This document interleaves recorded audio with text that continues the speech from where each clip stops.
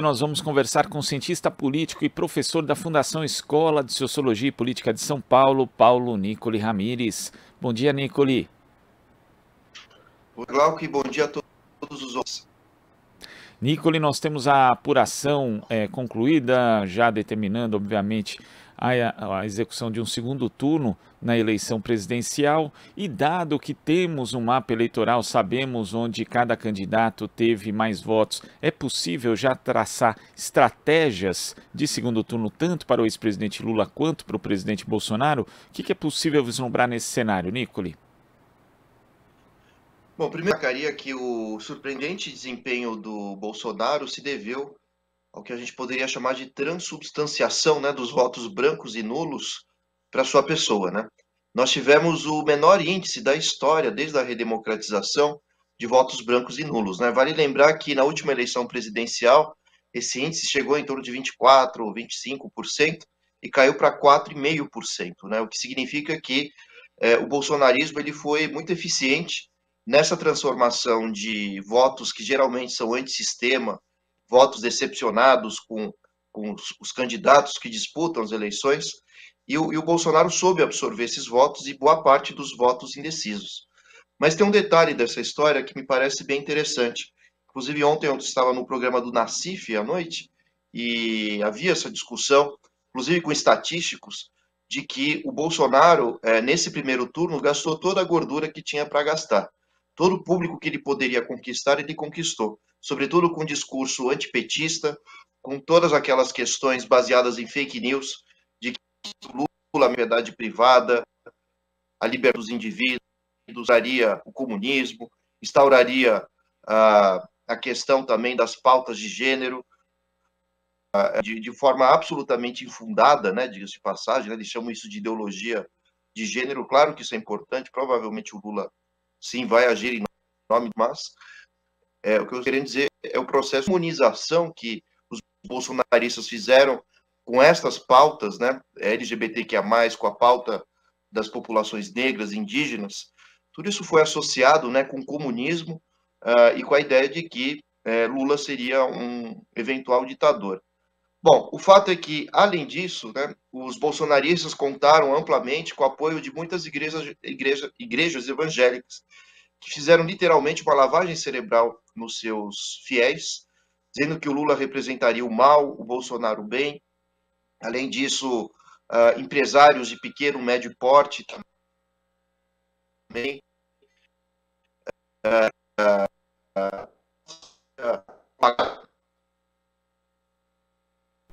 Bom, a gente está com problemas com a conexão com o cientista político Paulo Nicoli Ramires. A gente vai tentar restabelecer esse contato com ele. Enquanto isso, vamos para um breve intervalo. Aqui. Opa, vamos ver se a gente Agora voltou. Opa, vamos lá então, Nicoli.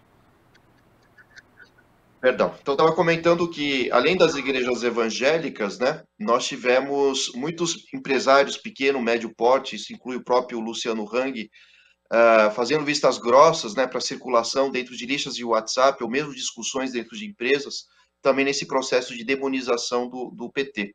Enquanto que, quando funcionários faziam qualquer menção ao PT, eles eram hostilizados. Enfim, o bolsonarismo usou todo tipo de recurso, e eu posso falar por mim mesmo, né, porque no último sábado, na véspera das eleições, eu fui convidado pela Jovem Pan para fazer um comentário das últimas pesquisas eleitorais. Eu simplesmente dizia que existe uma grande probabilidade do Lula vencer no primeiro turno, e se não for no primeiro, seria no segundo.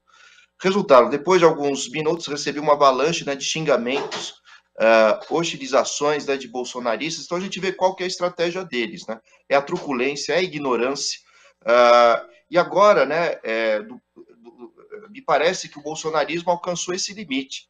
Onde ele tinha que se expandir, se expandiu. Capturou votos brancos e nulos, capturou boa parte dos votos brancos, dos votos dos indecisos. E o Lula, o que a gente viu até agora dele, foi unicamente algumas críticas feitas ao Bolsonaro, uma relação relativamente amistosa, né, com os demais candidatos, com exceção do padre Kelmon, né, do padre Fake. Mas tirando isso, a campanha do Lula, eu diria que vai começar verdadeiramente nesse segundo turno. Vale lembrar que em 2018, apesar da derrota do PT, o PT, no segundo turno, tirou muitos votos do bolsonarismo. E o Haddad foi semana a semana subindo nas pesquisas, mas agora nós temos, nessa eleição de 2022, uma vantagem do lulismo sobre o bolsonarismo. Pequena que seja, mas ainda assim uma boa vantagem, de 5%, 6% mais ou menos. E eu tenho a impressão que agora é o momento do PT voltar às raízes, eu digo em termos de crítica ao pensamento conservador, reacionário, ignorante, já que a estratégia dos bolsonaristas é apostar, sim, na truculência, na defesa de que compensa muito mais se basear na Jovem Pan do que necessariamente nos livros, nos intelectuais, nas pessoas instruídas dessa sociedade, né?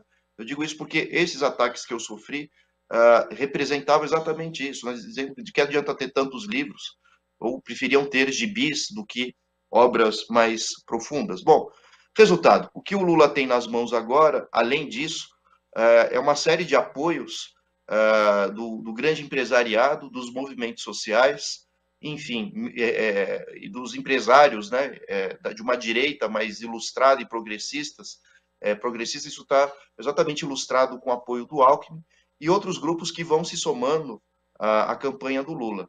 E, como eu estava dizendo, eu tenho a impressão que é agora que começa para valer a eleição para o PT em termos de realização de críticas ao bolsonarismo. É o momento, né, de revelar à sociedade o quão ignorante é o Bolsonaro, lembrar das 700 mil mortes por conta da pandemia, dos 35 milhões de famintos que nós temos no Brasil, do desemprego, da inflação, do desmatamento, dos ataques à população negra, os ataques à população indígena, LGBTQIA+. Enfim, é o momento de instruir a população na campanha eleitoral. Me parece que todos aqueles que são a favor do Lula devem entrar, nesse momento, numa batalha simbólica, meramente simbólica, jamais pelas vias de fato. E o que é uma batalha simbólica? Exatamente fazer o que os bolsonaristas promoviam, de certa forma, conosco, né? Ou seja, enfim, comentários na internet, observar, né, que a visão deles, no caso dos bolsonaristas, é lunática, né, e que não condiz com a realidade, que é um posicionamento fascista. E parece que o Lula deve apostar nesse tipo de discurso, exatamente para neutralizar e reduzir os males causados pelo bolsonarismo. E último detalhe, desculpe a fala longa, o Lula ainda tem muita gordura para gastar. Essa semana nós deveremos ver um apoio mais explícito da Simone Tebet ao Lula, do MDB também. Isso tende a atrair uma certa quantidade de votos da centro-direita. E, além disso, votos de Ciro Gomes também deverão ser transferidos, em algum grau, em alguma proporção, também ao Lula. Então, é necessário construir alianças, porque o foco principal é liquidar com o fascismo de forma pacífica, democrática, jamais pela violência. E, para isso, é necessário criar batalhas simbólicas, porque os bolsonaristas agem com ignorância, truculência e menosprezam os saberes, a intelectualidade, os programas sociais, a diversidade cultural, étnica e de gênero. Agora, Nicole, quando a gente observa aqui a votação de Bolsonaro e Lula no primeiro turno, foi uma acumulação histórica de votos já no primeiro turno. Nunca antes havia tido uma concentração tão grande em dois candidatos logo de cara, logo na primeira volta. Foram 91,63% dos votos válidos. Então, a gente conclui também que existem muitos poucos votos em disputa, né? O que garantiria uma relativa tranquilidade para o ex-presidente Lula, lógico, considerando que existem ainda 4 semanas de campanha até o segundo turno, mas isso também dá um alento maior, digamos, uma possibilidade de jogar mais solto no caso da campanha petista, Nicole? Bom, toda cautela é preciso, né? É necessário não pisar em armadilhas causadas pelos bolsonaristas, porque toda a campanha de Bolsonaro foi baseada nas pautas morais. Nenhuma proposta foi apresentada, a não ser as medidas emergenciais tomadas pelo Bolsonaro, que mais do que visar a qualidade de vida da população, visava a reeleição, né? Que é o caso dos auxílios, da redução do preço do combustível, mas essa conta vai chegar no ano que vem. Certamente a população irá se decepcionar muito com o bolsonarismo caso ele seja reeleito. Mas no que diz respeito ao PT, o PT ainda, como eu disse, tem muita gordura para queimar. Apesar do resultado surpreendente de Bolsonaro, a gente não pode esquecer que faltou, perdão, ao Lula cerca de 1,8 milhões de votos, que dá mais ou menos 1,5 de porcentagem. Então, o Lula se aproximou muito de uma vitória e só não ganhou porque esses votos brancos e nulos indecisos foram, como eu disse, transubstanciados, né? Se transformaram, se materializaram em votos ao Bolsonaro. Caso contrário, ele teria ganhado, caso se mantivesse a margem das pesquisas, 36%, 37%, talvez o Lula tivesse alcançado 52%, 54% dos votos. Então, o Lula ele cumpriu com as expectativas das pesquisas. Quem surpreendeu de fato foi Bolsonaro, através exatamente de uma ampla campanha via internet, redes sociais, com fake news.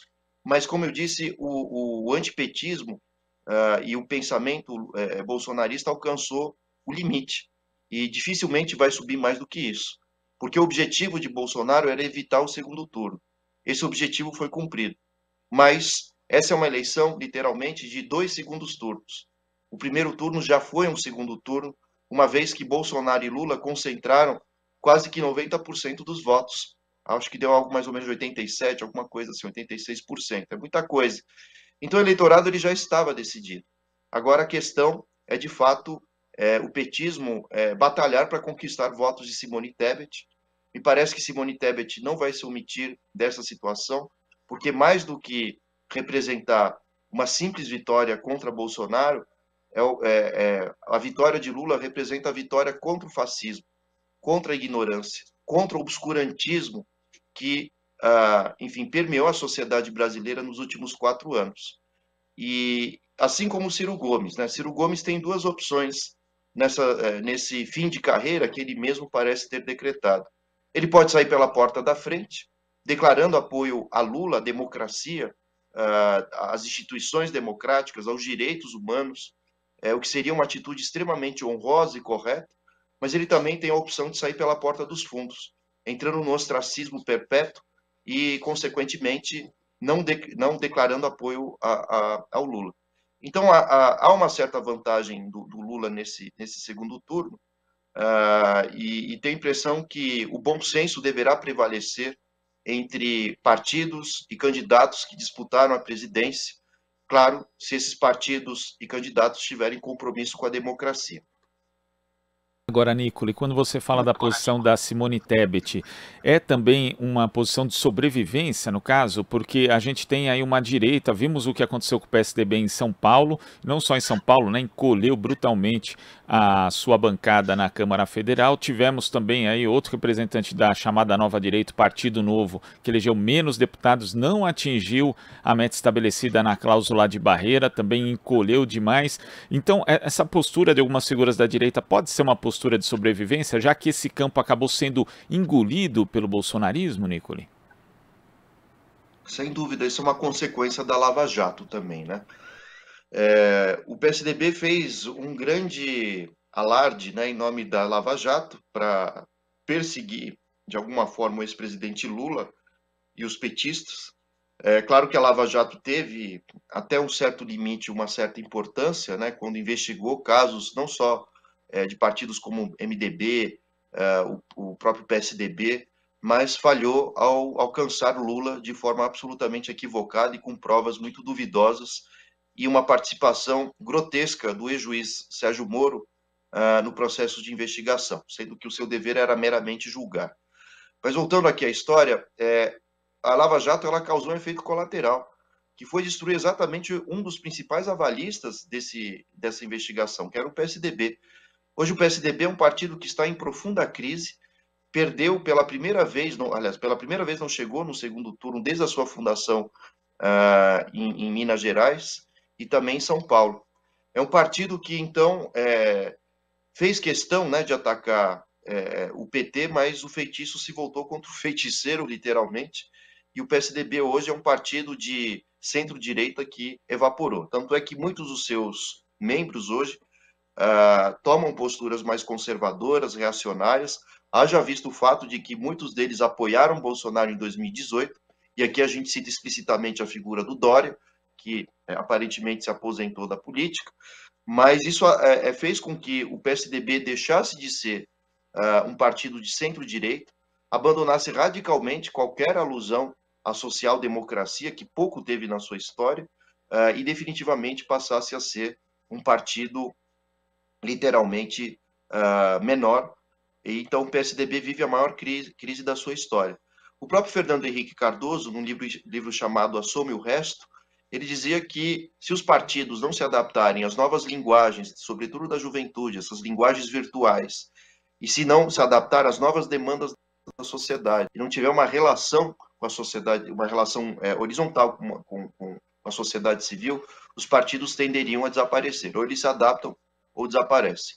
E parece que esse diagnóstico feito por Fernando Henrique Cardoso, quando ele cumpriu mais ou menos 80 anos, mais ou menos 10, 11 anos atrás, acabou se realizando com o próprio PSDB.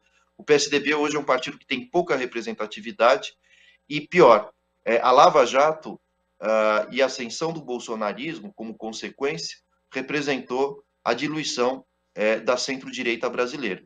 E o resultado disso é que a direita, antes mais centralizada, e o eleitorado acabou se convertendo na extrema-direita brasileira, caracterizando literalmente o que a gente pode chamar de um fascismo funcional. Assim como existe um analfabetismo funcional, em que, infelizmente, no Brasil, pela baixo nível da educação pública, sobretudo, as pessoas sabem identificar algumas letras, mas não ler exatamente, o mesmo ocorre com o fascismo no Brasil.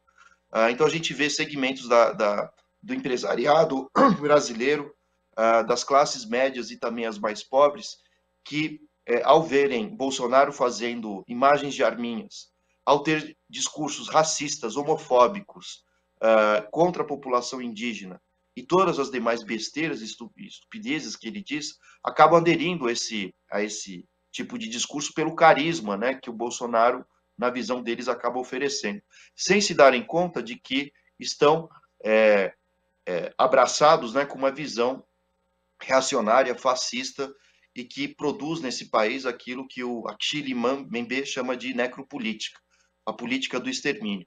Então é bom que se diga isso. Sempre que se pergunta, mas Bolsonaro é ou não é fascista? Claro que é. E a definição que a gente tem que seguir é uma definição Foucaultiana, quando Foucault define o fascismo como o desejo de eliminação do outro.